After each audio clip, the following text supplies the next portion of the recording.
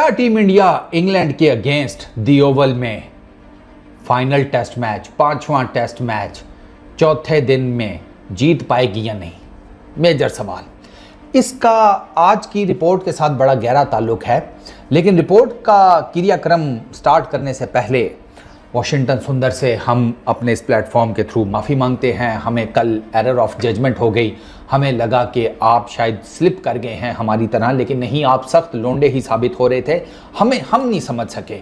वो जब आप बता रहे थे उस खूबसूरत खातून को कि ऐसे पुल मारा, ऐसे पुल मारा, वो आप कह रहे थे कि कल मारूंगा।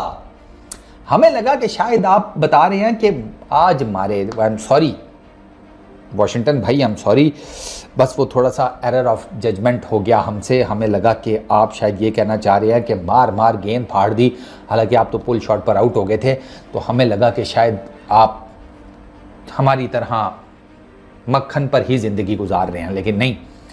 आपने जो छक्के मारे आज, वो बेसिकली आप फुर्सी कर रहे थे।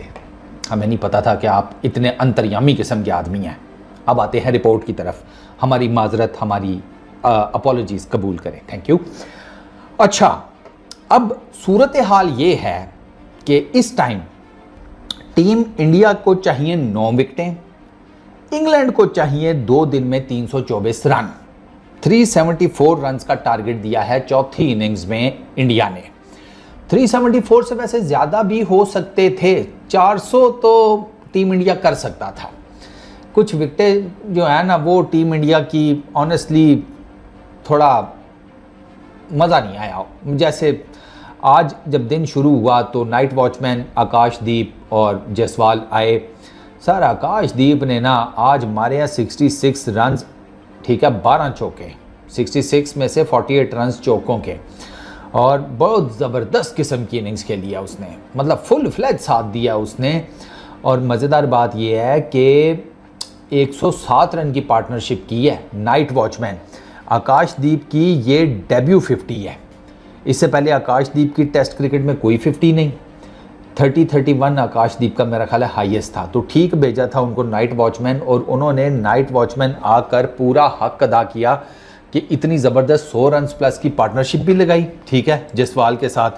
आपको बताऊं कि ये वाहिद 100 रन प्लस की पार्टनरशिप है टीम इंडिया की सेकेंड इनिंग्स में, ठीक है। इतनी ये क्रूशल पार्टनरशिप थी। ये जो पार्टनरशिप थी, इसी की वजह से ये 374 का टारगेट जो है ना, ये पॉसिबल हुआ है, या कह लो कि 300 प्लस का टारगेट पॉसिबल हुआ है। आकाशदीप ने फुल फ्लैज बैटिंग की है।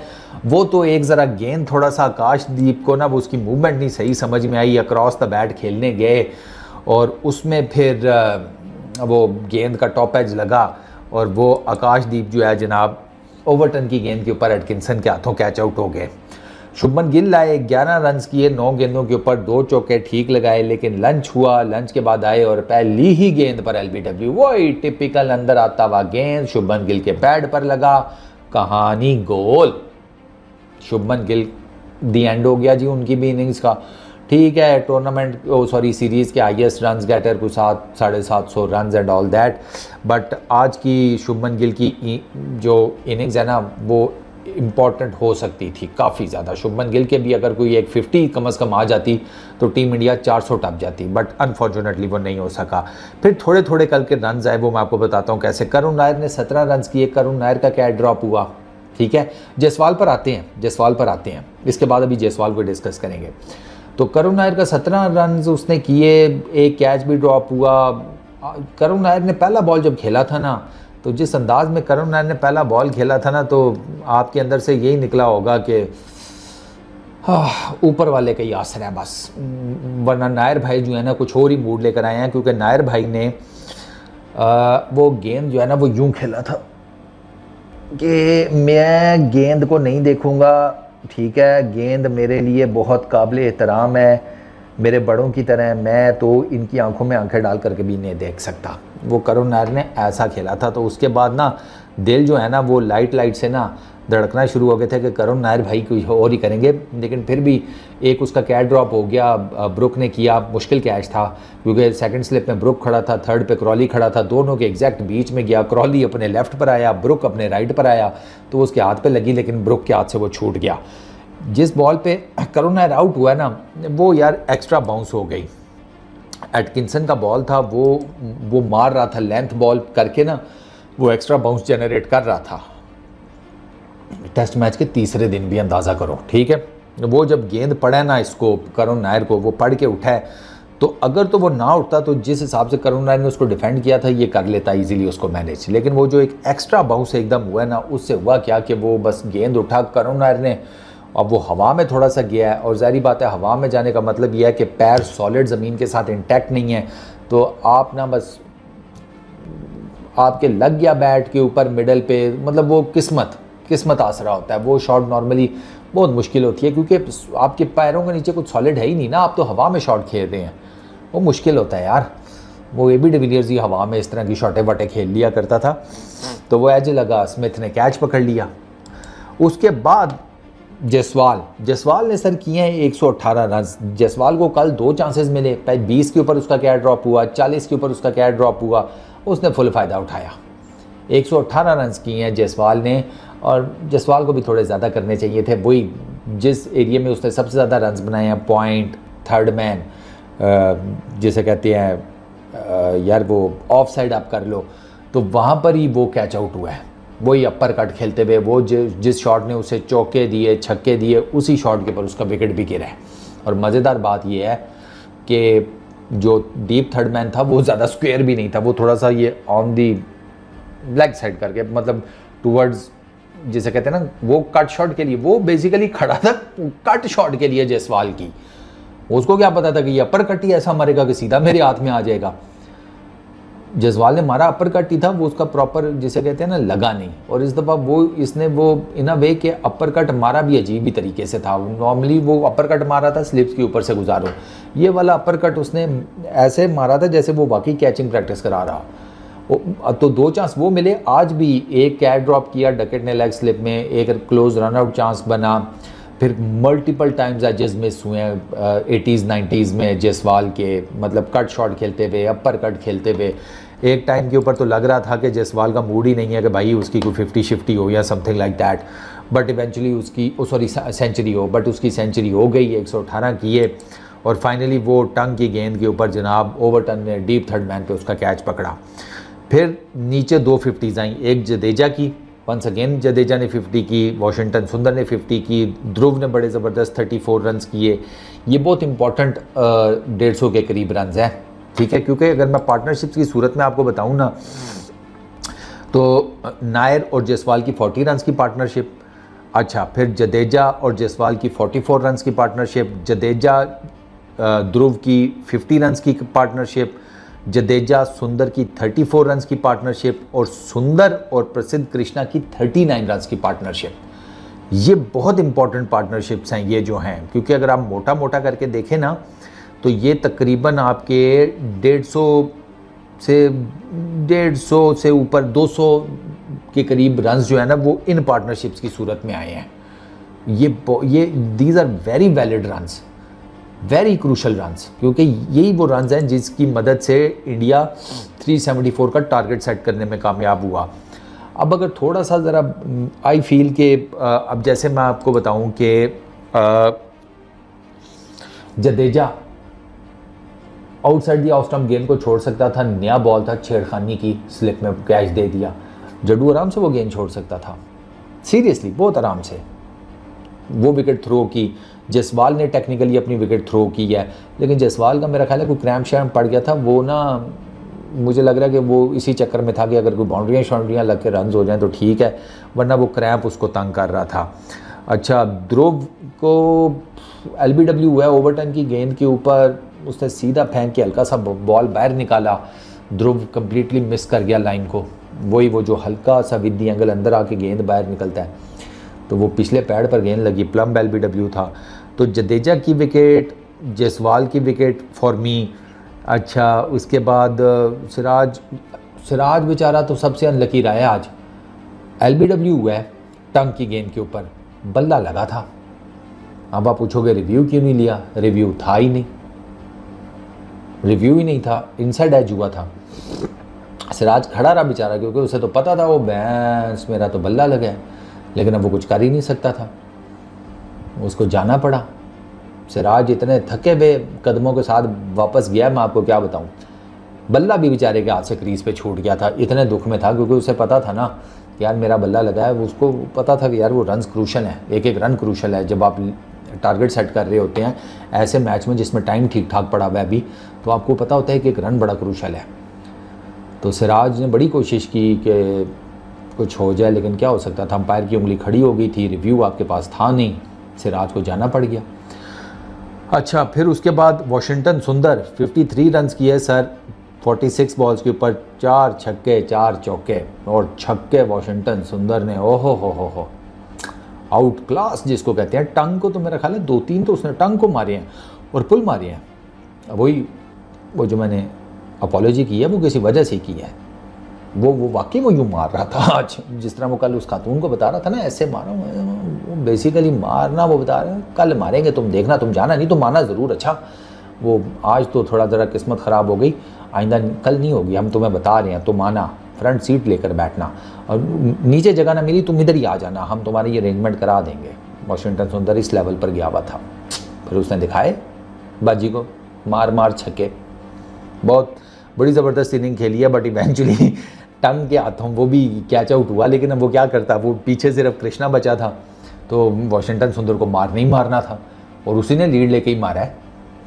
तो इवेंचुअली सुंदर की 50, जडेजा की 50, ये दोनों बड़ी, इन्होंने जो फॉर्म इनकी पिछले, इन्होंने सेंचुरी की थी ना सेकंड इनिंग्स में, टेक्निकली इनकी वही फॉर्म कंटिन्यू कर रही थी। ये है कि वो इन अ वे के पहली इनिंग में ये दोनों को बहुत ज़्यादा रन्स नहीं कर सके, मतलब 9 किए थे जडेजा ने, 26 किए थे वाशिंगटन सुंदर ने, लेकिन इस इनिंग में दे डिड रियली वेल। तो इंडिया ने ना, टीम इंडिया ने जनाब सेकंड इनिंग्स में अपने किए हैं 396 रन्स, ठीक हो गया। और 396 में से सारी बात है वो 23 रन की लीड निकालो तो आपके सामने है 374 का टारगेट है। इसमें टंग 5 विकेटें ले गया, फाइफर उसने कंप्लीट किया है, एटकिंसन फिर 3 विकेटें ले गया, ओवरटन 2 विकेटें वो ले गया, क्योंकि यही 3 उनके मेजर पेसर थे। इन्होंने ही सबसे ज़्यादा बॉलिंग की। अब 27 ओवर एटकिंसन ने किए हैं, 30 ओवर टंग ने किए हैं, 22 ओवर किए हैं ओवरटन ने, और कोई बॉलर शॉलर उनके पास था कोई नहीं, तो उन्होंने इन्हीं के साथ मैनेज करना था, क्योंकि क्रिस वोक्स तो बाहर चला गया है, बैथल और जो रूट वो तो पार्ट टाइमर्स हैं, वो तो प्रॉपर स्पिनर्स भी नहीं हैं। तो पोप ने फिर, उसके पास ये 3 बॉलर थे, उसने तीनों से ही कराए हैं, और वो थके हुए भी थे, जारी बात है इतनी बॉलिंग करके एक मुश्किल हो जाता है, but some of the other चलो जी वो कर गए उसमें जितनी वो बॉलिंग कर सकते थे। आज भी थोड़ा सा ना ये जिसे कहते हैं ना इंग्लैंड वाले डाउन द लेग साइड गए हैं आज भी, और उसी से मुझे अंदाज़ा होता है ये थके हुए हैं, मतलब लेग साइड के ऊपर इन्होंने फिर दिए हैं बाइस के। आपको मैं बताता हूँ, इन्होंने 6 वाइडें कराई हैं, 13 रन्स बाई किए हैं, 6 वाइड्स 13 रन्स बाई के, आप अंदाज़ा लगा लें। फिर ये थके हुए बॉलर्स की लामत होती है ना जब आप इतने एक्स्ट्रास देते हैं।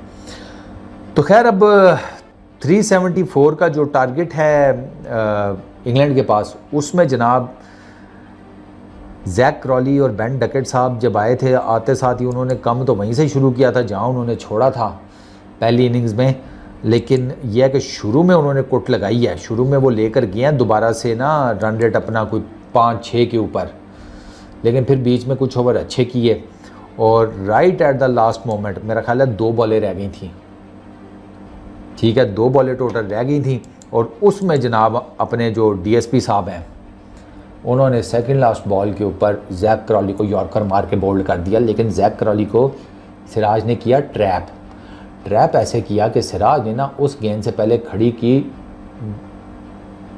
वो डीप स्क्वायर लेग। इसका क्या मतलब है?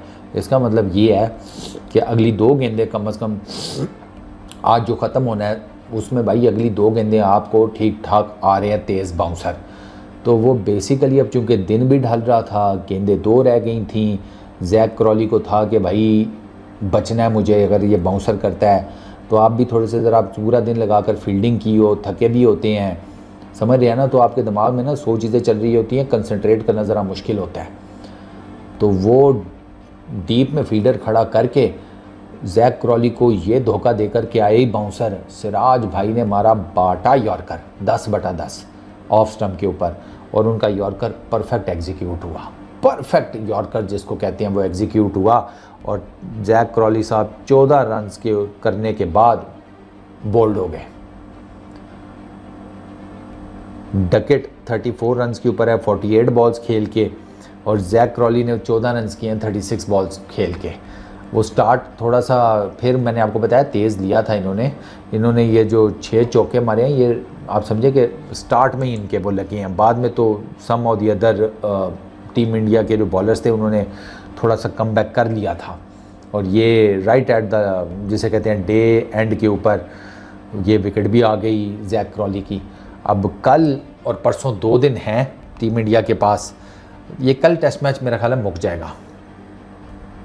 मुक जाना चाहिए मेरे नज़दीक तो कल, और अगर टीम इंडिया ले जाती है विकेट्स तो फिर ज़ाहिरी बात है, और उनके चांसेस हैं क्योंकि विकेट में अभी भी वो लेंथ बॉल करके बाउंस मिल रहा है, लेंथ और वो थोड़ी सी शॉर्ट ऑफ लेंथ जो एरिया ना उस पर बॉल करके बाउंस मिल रहा है, स्विंग हो रहा है, सीम मूवमेंट ठीक ठाक जनरेट हो रही है।